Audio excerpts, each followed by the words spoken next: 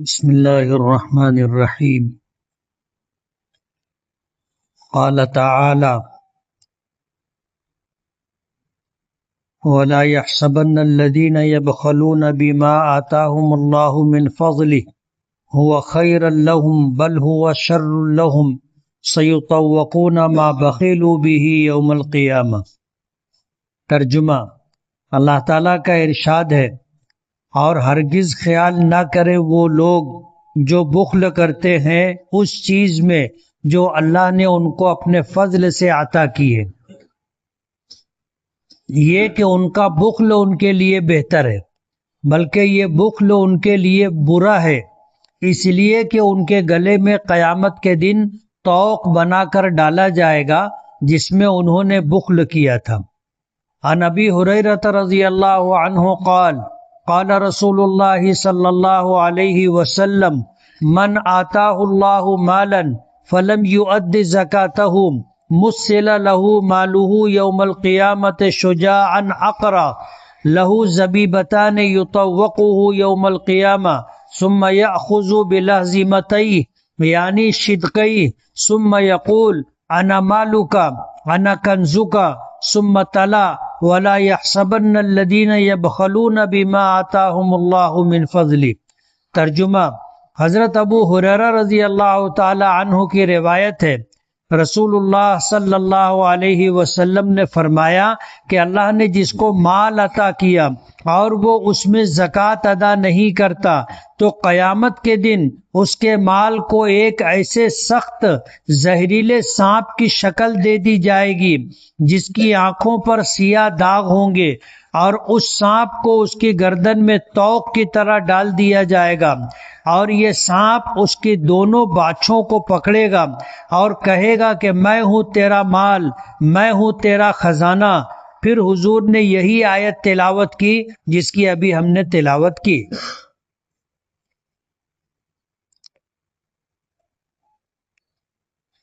قرآن کریم کی ایک آیت اور نبی کریم صلی اللہ علیہ وسلم کی ایک حدیث پڑھی، ترجمہ کیا، آپ نے سنا، اندازہ کیا ہوگا کہ آیت اور حدیث پاک کا تعلق زکوٰۃ سے، اور کتاب کے شروع میں یہ بات کہی گئی تھی اور ہر ہفتہ اسے دہرایا بھی جا رہا ہے کہ صرف مشرق و مغرب کے طرف نماز کے لیے منہ کرنا ہی نیکی نہیں ہے، اس کے علاوہ بھی بہت ساری نیکیاں ہیں۔ ان نیکیوں میں سے ایک نیکی زکوٰۃ کی ادائیگی بھی ہے۔ اللہ تعالیٰ نے جس کو امیر بنایا، مال و دولت عطا کیا، اور مال و دولت کی اتنی مقدار اللہ نے اسے عطا کی جس سے نصاب بن جاتا ہے، تو یہ آدمی صاحب نصاب ہوا، اس کے مال پر زکوٰۃ فرض ہے۔ سال مکمل ہونے پر جتنا مال اس کے پاس بچے گا، ضروریات پہ خرچ کرنے کے بعد اپنی ضروریات اصلیہ سے زائد جتنا مال ہوگا اس پر زکوٰۃ فرض ہے۔ پورے سال میں جتنا کمایا ہے سب پر زکوٰۃ نہیں ہے۔ جیسے ایک شخص نے رمضان میں زکوٰۃ ادا کی، اس کے بعد روزانہ وہ کماتا رہا، کم زیادہ، لیکن جو کماتا رہا روزانہ خرچ بھی ہوتا رہا۔ اب جو مال اس کے پاس سے خرچ ہو گیا ہے اس پر زکوٰۃ نہیں۔ جو مال اس کے پاس بچے گا اور رمضان آنے پر اس کے ہاتھ میں رہے گا تو اس پر زکوٰۃ فرض ہے، اور زکوٰۃ بھی صرف 2.5%۔ ایک آدمی نے سال بھر میں 10 لاکھ روپیہ کمایا، جس میں سے 8 لاکھ روپیہ خرچ ہو گیا، اب اس کے پاس بچا 2 لاکھ روپیہ، تو زکوٰۃ 10 لاکھ روپے پر نہیں ہوگی۔ جو 8 لاکھ روپیہ خرچ ہو چکا ہے اس پر زکوٰۃ نہیں ہے۔ جو اس کے پاس بچا ہے، ہاتھ میں ہے 2 لاکھ روپیہ، اس پر زکوٰۃ ہے، اور زکوٰۃ بھی 2.5% رہے گی۔ یعنی 100 روپے میں سے 2.5 روپیہ، 1000 روپے میں سے 25 روپیہ اور 1,00,000 روپے میں سے 2,500 روپیہ، اتنی زکوٰۃ ہے۔ جن لوگوں کو یہ حساب و کتاب معلوم نہیں ہے، جب ان کو بتایا جاتا ہے کہ 1,00,000 روپے پر صرف 2,500 روپیہ زکوٰۃ ہے، تو وہ کہتے بس اتنی زکوٰۃ ہے، اور وہ بھی سال میں 1 مرتبہ دینا ہے۔ لیکن حیرت کی بات یہ ہے کہ لوگ زکوٰۃ دیتے نہیں، اور جو لوگ دیتے ہیں وہ بھی پوری زکوٰۃ نہیں دیتے۔ جس مال کی زکوٰۃ دے دی جائے وہ مال اللہ کی حفاظت میں آ جاتا ہے، وہ ضائع اور برباد نہیں ہوتا۔ جس مال کی زکوٰۃ نہیں دی جاتی ہے وہ مال ضائع ہوتا ہے، برباد ہونے کا اندیشہ رہتا ہے۔ حدیث پاک میں آتا ہے کہ جس مال میں زکوٰۃ نہیں نکالی گئی اور زکوٰۃ کی وہ مقدار جسے شریعت نے فرض کیا ہے اسے جب نہیں نکالا گیا اور وہ اصل رقم میں شامل ہے تو یہ پورے مال کی بربادی کا سبب ہے۔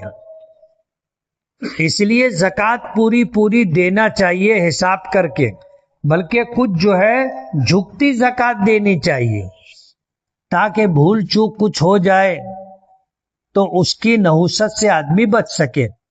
قرآن کریم کی ایک آیت پڑھیے، اور اللہ پاک نے یہ فرمایا ہے کہ جو لوگ بخل کرتے ہیں، یعنی مال کے لالچ میں زکوٰۃ ادا نہیں کرتے، اور ان کا گمان یہ ہوتا ہے کہ اس سے مال اپنے پاس رہے گا، بچ جائے گا، دیں گے تو چلا جائے گا، نہیں دیں گے تو اپنے پاس بچ جائے گا، اور وہ آدمی اس کو اپنے لیے بہتر سمجھتا ہے، تو اللہ پاک فرماتے ہیں کہ یہ اس کے حق میں بہتر نہیں ہے، بل ہوا شر لہم، یہ زکوٰۃ کا نہ ادا کرنا اس کے لیے بہت برا ہے۔ کل قیامت کے دن یہ مال اس کے گلے کا طوق بنا دیا جائے گا۔ قرآن کریم کی اس آیت میں یہ نہیں بتایا گیا کہ وہ طوق بنا کر جو اس کے گلے میں ڈالا جائے گا اس کی کیا شکل ہوگی۔ اس بات کی وضاحت نبی کریم صلی اللہ علیہ وسلم نے فرمائی کہ جس شخص کو اللہ پاک نے مال عطا کیا، یعنی اسے مالدار بنایا، اس پر زکوٰۃ فرض تھی لیکن اس نے زکوٰۃ ادا نہیں کی، تو اس کا یہ مال کل قیامت کے دن ایک گنجے زہریلے سانپ کی شکل میں بدل دیا جائے گا، اور یہ سانپ اس کے گلے میں طوق بنا کر ڈال دیا جائے گا، اور یہ سانپ اس کی دونوں باچھوں کو، یعنی یہ باچھ کہلاتی ہے، ہونٹوں کا کنارہ، یہ سانپ اس کو دونوں طرف سے پکڑ کر کے کھینچے گا،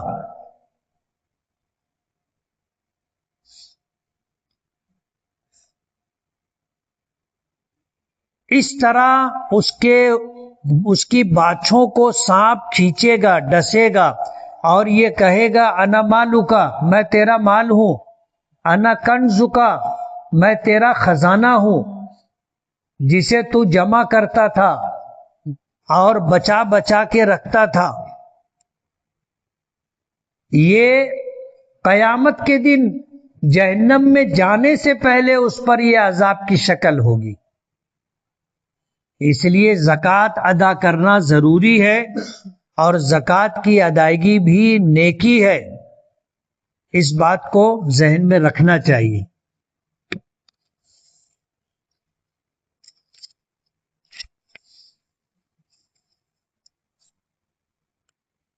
بچے کی ولادت پر پیڑا آیا ہے تو کیا چھٹولی دینا واجب ہے کیا؟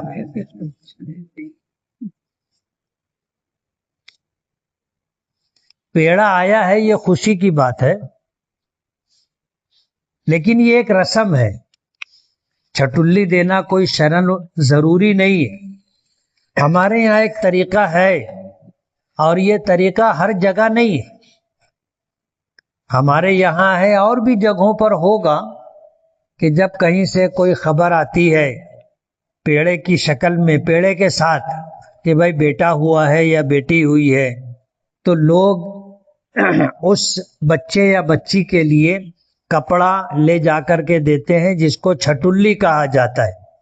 یہ دینا کوئی شرعاً ضروری نہیں، ایک رسم ہے، اور اس رسم کو لوگ نبھاتے ہیں، اور اپنے رشتہ داروں میں، تعلق کے لوگوں میں جب اس طرح کسی بچے یا بچی کی ولادت ہوتی ہے تو وہاں سے مٹھائی آتی ہے، پیڑا آتا ہے، اور پھر دیگر رشتہ دار ان کے یہاں اس طرح بچوں کا کپڑا پہنچاتے ہیں۔ یہ ایک رسم ہے، پہنچانا ضروری نہیں ہے، آپ اگر دینا چاہیں تو دے دیں، نہیں دیں گے تو گنہگار نہیں ہوں گے۔ طلاق رجی، طلاق بائن اور طلاق مغلظہ کسے کہتے ہیں؟ طلاق رجی کہتے ہیں کہ اگر کسی شخص نے اپنی بیوی کو طلاق دی صریح الفاظ میں، یعنی طلاق کا لفظ استعمال کیا کہ میں تجھ کو طلاق دیتا ہوں، تو اس سے طلاق رجی واقع ہوتی ہے۔ مگر جب ایک مرتبہ بولے تو ایک طلاق رجی، دو مرتبہ بولے تو دو طلاق رجی۔ طلاق رجی یا تو ایک ہوگی یا دو ہوگی۔ اگر اس نے 3 مرتبہ طلاق کا لفظ استعمال کیا تو اب یہ طلاق رجی نہیں رہے گی، طلاق مغلظہ ہو جائے گی۔ 3 طلاق طلاق مغلظہ کہلاتی ہے۔ ایک طلاق دیا صریح الفاظ سے تو طلاق رجی ہے، 2 مرتبہ دیا تو 2 طلاق رجی ہے۔ اس کا حکم یہ ہے کہ عدت کے اندر شوہر اگر رجوع کرنا چاہے تو رجوع کر سکتا ہے، اور رجوع کرنے کا مستحب طریقہ یہ ہے کہ 2 گواہوں کی موجودگی میں شوہر یہ کہے کہ میں نے میری بیوی کو طلاق دیا تھا، میں رجوع کرتا ہوں، اپنی دی ہوئی طلاق واپس لیتا ہوں، تو طلاق ختم ہو جائے گی، میاں بیوی کا رشتہ قائم ہو جائے گا۔ لیکن اسے 3 طلاق دینے کا حق شریعت نے دیا تھا، اس نے اگر ایک طلاق دی ہے تب 2 ہی طلاق دینے کا حق باقی رہے گا آگے، اور اگر 2 طلاق دے دی ہے تو اب آگے 1 ہی طلاق دینے کا حق رہے گا۔ یہ جو طلاق دی ہے یہ حساب میں باقی رہے گی۔ آج اگر 1 طلاق دیا، بعد میں 2 طلاق دیا، تو یہ وہ 2 طلاق اور یہ 1 طلاق ملا کر 3 ہو جائے گی۔ آج 2 طلاق دیا، بعد میں پھر 1 طلاق دیا، تو یہ 2 اور وہ 1 ملا کر 3 ہو جائے گی، یعنی یہ طلاق جو دی ہے یہ حساب میں رہے گی۔ یہ طلاق رجی۔ طلاق بائن، یعنی کسی نے طلاق کے ساتھ بائن کا لفظ استعمال کیا یا ایسے الفاظ استعمال کیے جس کا مطلب اور مفہوم طلاق بھی ہو سکتا ہے اور طلاق کے علاوہ کوئی دوسرا معنی بھی ہو سکتا ہے، اور جب شوہر سے پوچھا گیا تو اس نے کہا کہ میری نیت طلاق کی ہے، تو اس سے طلاق بائن واقع ہوگی۔ اس کا حکم یہ ہے کہ اب اگر میاں بیوی ساتھ میں رہنا چاہیں اور 1 طلاق بائن دیا ہو یا 2 طلاق بائن دیا ہو، تو یہ پھر سے نئے مہر کے ساتھ نکاح کر کے ساتھ میں رہ سکتے ہیں۔ یعنی طلاق بائن میں اثر نو نکاح کی ضرورت نہیں ہے، صرف وہ رجوع کر لینے سے نکاح قائم رہے گا، اور طلاق بائن میں پھر سے نکاح کرنا پڑے گا۔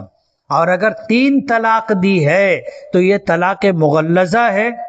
اب یہ عورت اس مرد کے ساتھ اس وقت تک نکاح میں نہیں آ سکتی، دونوں کا نکاح نہیں ہو سکتا جب تک وہ عورت کسی دوسرے شخص سے نکاح کر کے اس کے ساتھ اپنے اوقات نہ گزارے اور دونوں کے درمیان میاں بیوی کا رشتہ قائم نہ ہو۔ اب کسی اور مرد سے اس نے نکاح کر لیا اور نکاح کرنے کے بعد میاں بیوی کے تعلقات رہے، پھر شوہر کا انتقال ہو گیا یا اس شوہر نے طلاق دے دی تو اب پھر اس عورت کو عدت گزارنی ہوگی، اور پہلے شوہر سے نکاح کرنا چاہے تو نکاح ہو سکتا ہے، جسے عرف عام میں حلالہ کہتے۔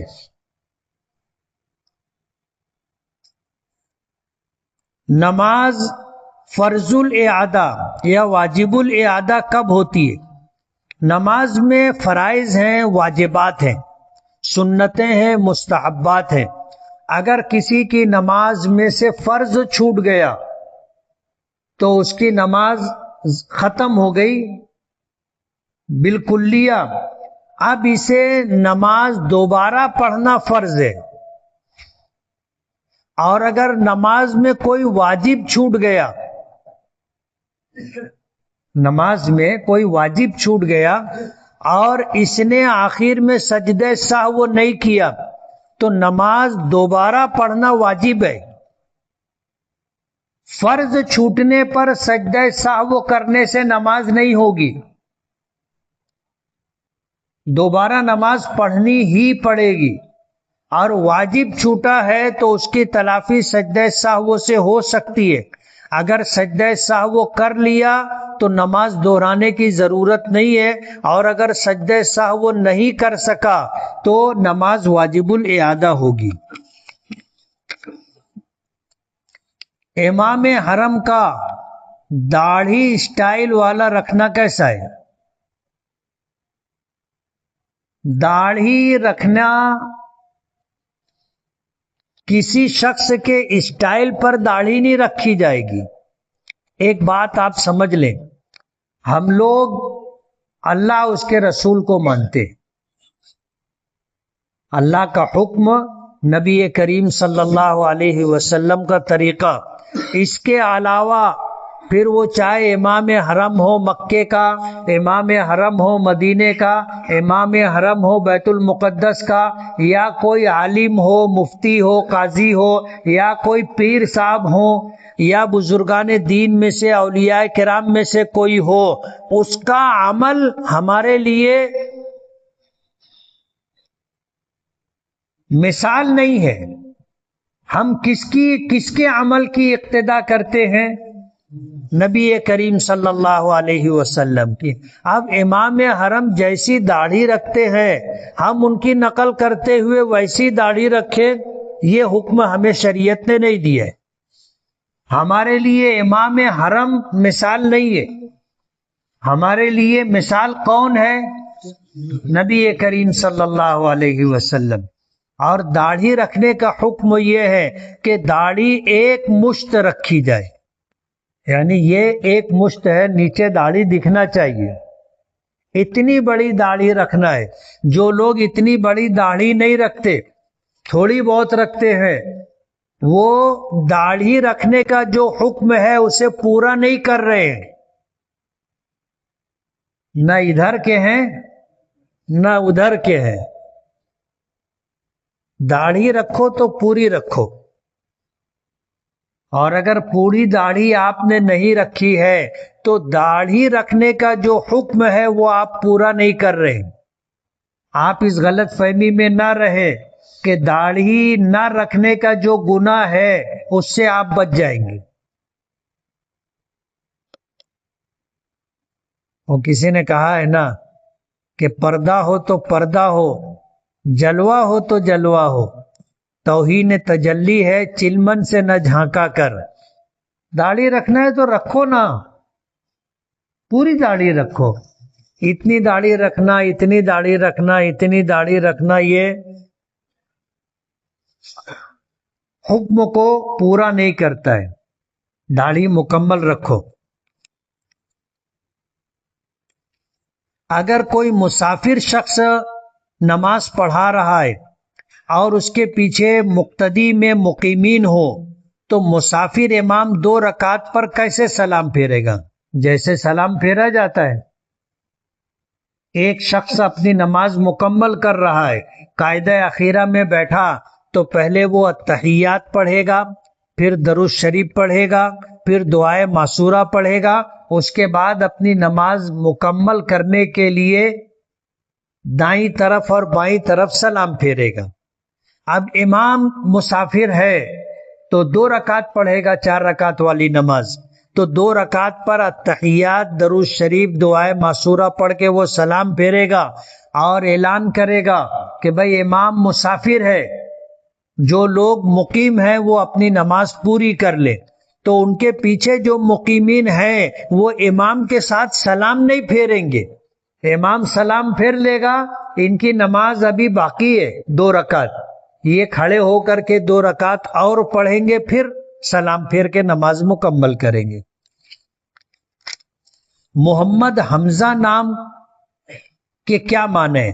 حمزہ کے معنی شیر کے آتے، طاقتور کے آتے، بہادر کے آتے، اور اسی طرح جو ہے اپنی بات پر ثابت قدم رہنے کے آتے، تند خو کے آتے، مزاج میں سختی کے آتے۔ حضور پاک صلی اللہ علیہ وسلم کے چچا کا نام حمزہ تھا اور بہت بہادر تھے، حضور کے ہم عمر تھے لیکن رشتے میں حضور کے چچا تھے، تو حضور اور حضرت حمزہ بچپن میں ساتھ کھیلا کرتے تھے اور ساتھ میں بڑے ہوئے۔ نام اچھا ہے، رکھنا چاہیے۔ آج کل سوشل میڈیا پر بعض لوگ دوسروں کی محنت سے تیار کی گئی ویڈیوز، تصاویر یا دیگر مواد چوری کر کے اپنے اکاؤنٹ یا یوٹیوب چینل پر اپلوڈ کرتے ہیں اور بعض اوقات اس سے مالی فائدہ بھی حاصل کرتے ہیں۔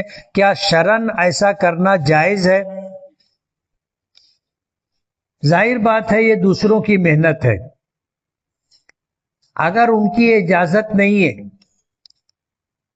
اور بلا اجازت اگر آپ نے دوسروں کی محنت سے اس طرح فائدہ اٹھایا کہ آپ نے اسے اپنے یوٹیوب چینل پر وائرل کیا اور اس سے مالی فائدہ اٹھایا تو یہ درست نہیں۔ آپ کو اگر ایسا کرنا ہے تو جنہوں نے یہ محنت کی ہے، ویڈیوز تیار کی ہے، آپ ان سے اجازت لے لیں۔ حکومت کی طرف سے ملنے والی سبسڈی والی لون لینا شرعاً جائز ہے یا نہیں؟ آدمی ضرورت کے وقت قرض لے سکتا ہے، لیکن قرض لینے میں سود بیاج کا لینا دینا جائز نہیں ہے۔ ایسا قرض لینا جائز نہیں ہے جس پر سود کی ادائیگی کرنی پڑے۔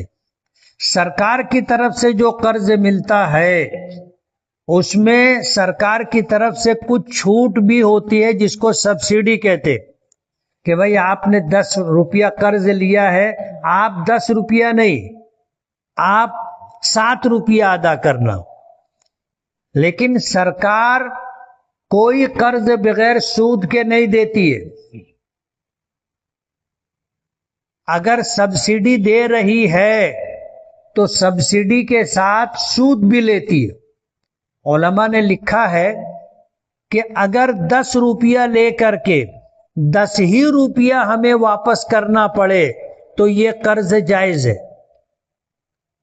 ہم نے 10 روپیہ قرض لیا، ہمیں 9.5 روپیہ ادا کرنا پڑ رہا ہے، 9 روپیہ ادا کرنا پڑ رہا ہے، یعنی جتنا لیا ہے اس سے کم واپس کرنا پڑ رہا ہے تو جائز ہے، یا جتنا لیا ہے اتنا ہی دینا پڑ رہا ہے تو جائز ہے۔ اور اگر ہمیں 10 روپیے سے اوپر دینا پڑا تو یہ لین دین سودی لین دین ہے، ناجائز اور حرام ہے۔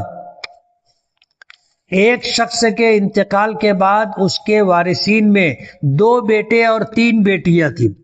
ان 3 بیٹیوں میں سے ایک بیٹی کا بعد میں انتقال ہو گیا، جبکہ اس مرنے والی بیٹی کی اولاد موجود ہے، تو کیا اس مرحومہ بیٹی کے بچوں کو نانا کی وراثت میں حصہ ملے گا؟ اگر ملے گا تو کس صورت میں؟ حصہ ملے گا، لیکن یہ حصہ اصل میں جو نواسے ہیں ان کی ماں کا حصہ ہے۔ ان کی ماں کو اپنے باپ کی طرف سے حصہ ملے گا۔ اب ان کا انتقال ہو گیا ہے تو ان کا جو حصہ ہے ان کے وارثین کو ملے گا، یعنی جس بیٹی کا انتقال ہو گیا ہے اس کی اولاد کو اور اس کے وارثین کو اس کا حصہ ملے گا۔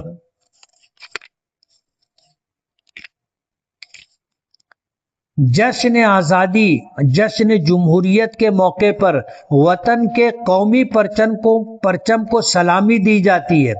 کیا شرعاً قومی پرچم کو سلامی دینا جائز ہے؟ بعض لوگ اسے شرک کہتے۔ علماء کی بڑی جماعت محققین علماء نے اس کے جواز کا فتویٰ دیا ہے کہ جھنڈے کو سلامی دی جا سکتی ہے۔ اب ظاہر بات ہے ہم لوگ آپس میں بھی تو ایک دوسرے کو سلام کرتے ہیں کہ نہیں کرتے؟ اگر سلام کرنا شرک ہوتا تو ہم کو آپس میں سلام کرنے کی اجازت نہیں ہوتی، لیکن پھر بھی بعض علماء کا یہ کہنا ہے کہ یہ جائز نہیں، لیکن ان کی اس قول کو، اس بات کو امت نے قبول نہیں کیا ہے۔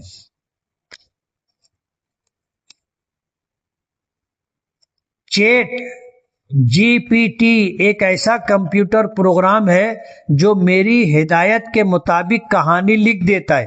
میں اسے صرف وہ کہانی کا خیال، پلاٹ یا کچھ ابتدائی باتیں بتا دیتا ہوں، جبکہ زیادہ تر تحریر وہ ایپ خود لکھتا ہے۔ بعد میں اس میں کچھ کمی اور اضافہ بھی کرتا ہوں، نوک پلک بھی درست کرتا ہوں، پھر میں اسے اپنا نام لگا کر لوگوں کے سامنے پیش کر دیتا ہوں۔ تو ایسا کرنا شرعاً جائز ہے یا نہیں؟ جائز ہے۔ ظاہر بات ہے آپ نے ہی یہ سب کچھ کیا اور کروایا ہے، اس لیے اس میں ناجائز ہونے کی کوئی بات نہیں ہے۔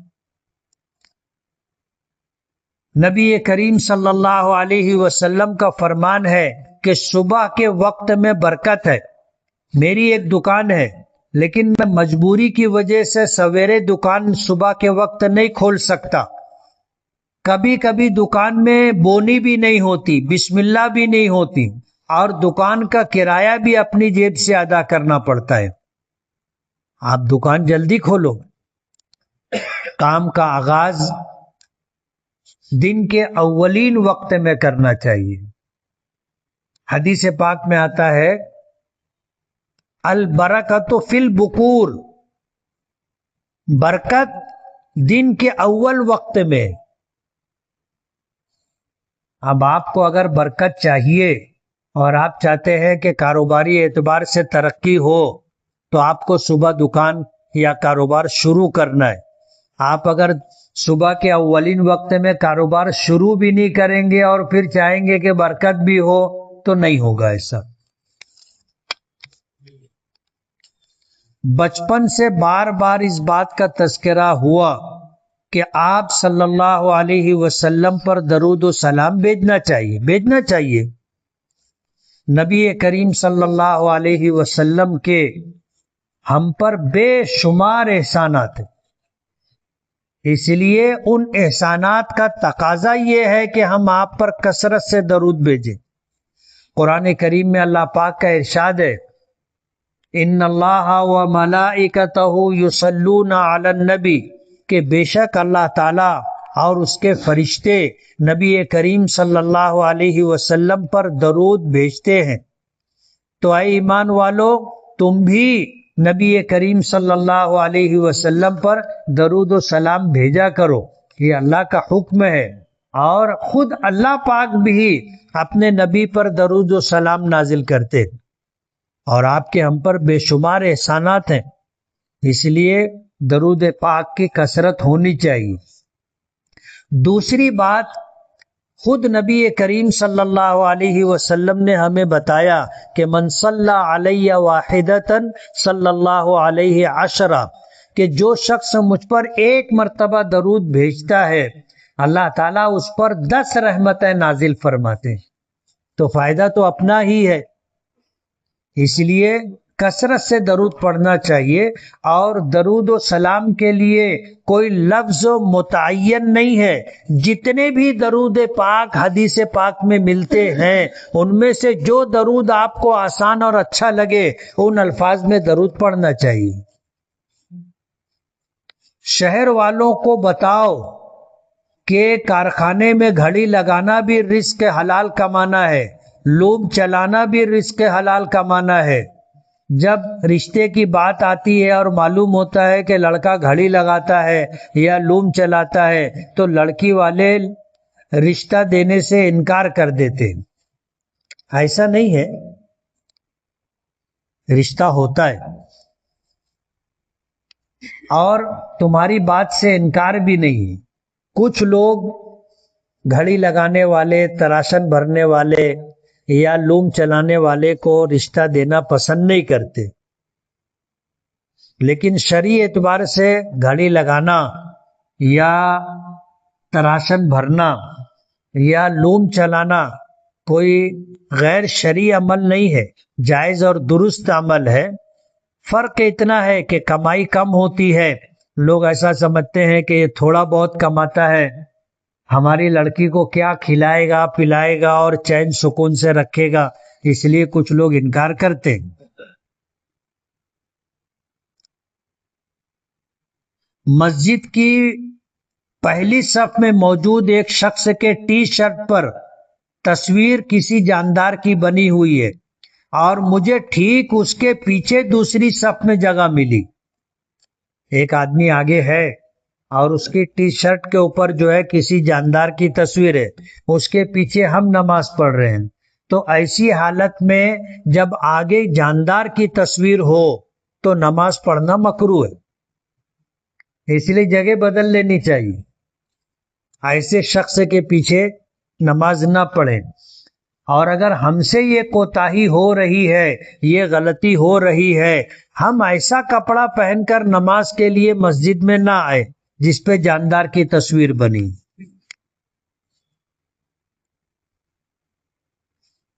مفتی صاحب، میں نے پڑھا ہے کہ فرض نماز میں اکیلے پچھلی صف میں نہیں کھڑا ہونا چاہیے، کسی مصلی کا انتظار کرنا چاہیے یا اگلی صف سے کسی مصلی کو پیچھے کھینچ لینا چاہیے.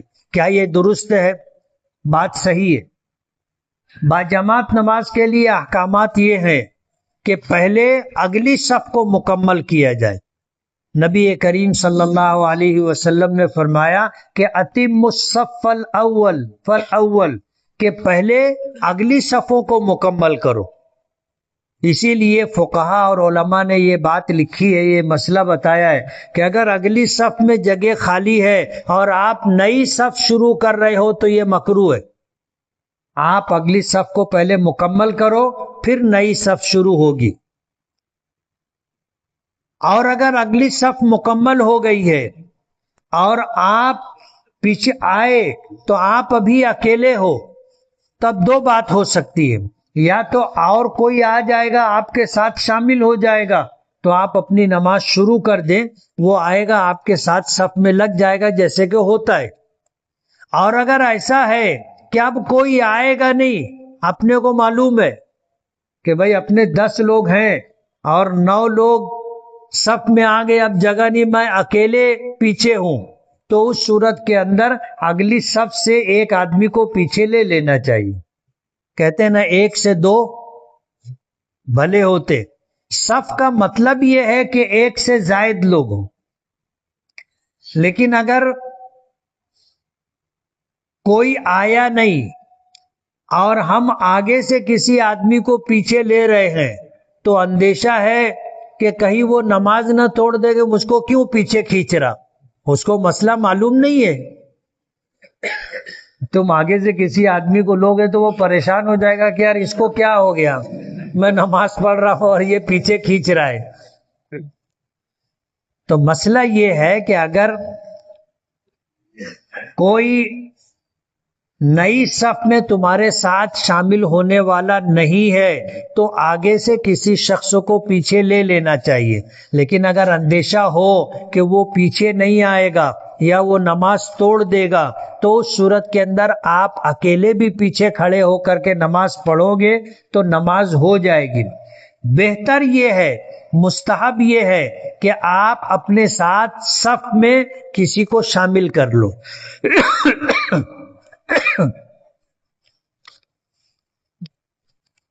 قرآن شریف میں ہے اللہ لا الہ الا ہو الحی القیوم. اب اگر ملا کر کے پڑھیں گے تو پڑھیں گے هو الحی القیوم. اسی طرح اور بھی جگہوں پر ہے. تو ایسا کیوں ہے؟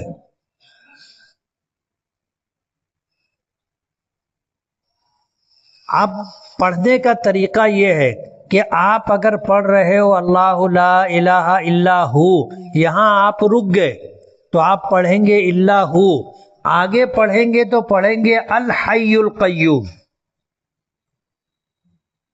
لیکن اگر آپ اللہ لا الہ الا ہو پر رکے نہیں، سانس آپ نے توڑی نہیں، تو ہو کا جو واو ہے اس کے اوپر زبر لگا کر کے آگے لام کے ساتھ جوڑ کر کے پڑھیں گے هو الحی القیوم۔ اور یہی طریقہ عربی زبان میں عربی عبارت پڑھنے کا ہے۔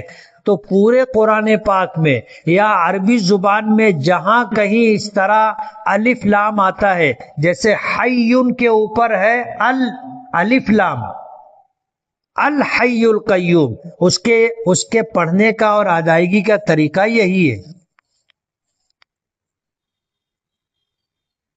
زید کے 11 بھائی بہن ہیں۔ زید کے والد نے 1996 میں ایک بڑے بیٹے کو 6,500 روپے سرکاری دستاویزات پر یہ کہہ کر لکھ کر دیا کہ یہ تیرا حصہ ہے، اور اس پر 2 گواہوں اور بڑے بھائی کی دستخط بھی لے لی۔ اب زید کے والد کے انتقال کے بعد اس لڑکے کا ترکے میں کوئی حصہ ہوگا یا نہیں ہوگا؟ زندگی میں باپ اپنی اولاد کو جو دیتا ہے یہ حصہ نہیں ہوتا، ترکہ نہیں ہوتا، یہ ہبہ اور بخشش ہے، یہ ہبہ اور بخشش ہے۔ اب باپ نے دیا، پھر باپ کا انتقال ہو گیا، تو اب باپ کے مرنے کے بعد اس کی ملکیت میں جتنا مال ہوگا اس میں یہ بیٹا پھر وارث بنے گا اور بھائی بہنوں کی طرح۔ اور زندگی میں جو اس کو 6,500 روپیہ دیا گیا وہ ہبہ اور بخشش ہے۔ اسی لیے حکم یہ ہے کہ اگر زندگی میں دینا ہے تو سب کو دو، سب کو دو، برابر برابر دو۔ اور اگر اتنا آپ کے پاس نہیں ہے اور کوئی اولاد تنگ کر رہی ہے، پریشان کر رہی ہے، آدمی مجبور ہو کر کے دے رہا ہے، لکھ پڑھ کر کے دے رہا ہے، تو اس کو قرض کی شکل میں دینا چاہیے، ہبہ اور بخشش یا حصہ بول کر نہیں دینا چاہیے۔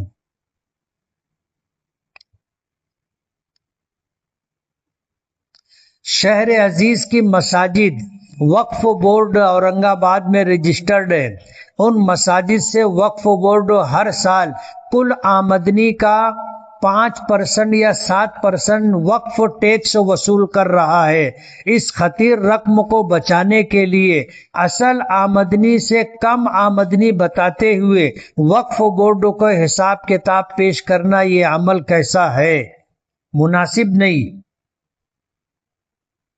سرکاریں چلتی ہیں ہمارے ٹیکس سے، ہم اگر سرکار کو ٹیکس نہیں دیں گے تو سرکار کہاں سے پیسہ لائے گی کام کاج کے لیے؟ ٹیکس کی ادائیگی ضروری ہے۔ اب اس میں جو ہے کچھ چھپانا اور غلط بیانی سے کام لینا، آمدنی کچھ اور تھی ہم وہاں کم بتا رہے ہیں، تو ظاہر بات ہے یہ غلط بیانی ہے، جھوٹ ہے، اس سے بچنا چاہیے۔ آپ ٹیکس دو، آپ ٹیکس دو گے تو وقف بورڈ کے پاس جو مال جمع ہوگا اس سے عام مسلمانوں کے فائدے کے لیے کوئی پروگرام بنے گا، وہ عام مسلمانوں کے کام آئے گا۔ یہ پورا نظام ہے، اس لیے ٹیکس بھرنا چاہیے، اور آپ کو اپنی جیب سے تو بھرنا نہیں ہے، قوم آپ کو چندہ دے رہی ہے اور ان کو بھی پتا ہے کہ ٹیکس کی ادائیگی کرنا ہے، تو ان کی طرف سے جو ہے خاموش اجازت بھی ہے، اس لیے آپ کو ٹیکس بھرنا چاہیے۔ اصل آمدنی چھپا کر کے یا کم بتا کر کے ٹیکس سے بچانے میں شرعاً آپ کو کوئی فائدہ نہیں ہے، بلکہ یہ غلط بیانی ہے، جھوٹ ہے، ایسا نہیں ہونا چاہیے۔ بسم اللہ الرحمن الرحیم، الحمدللہ۔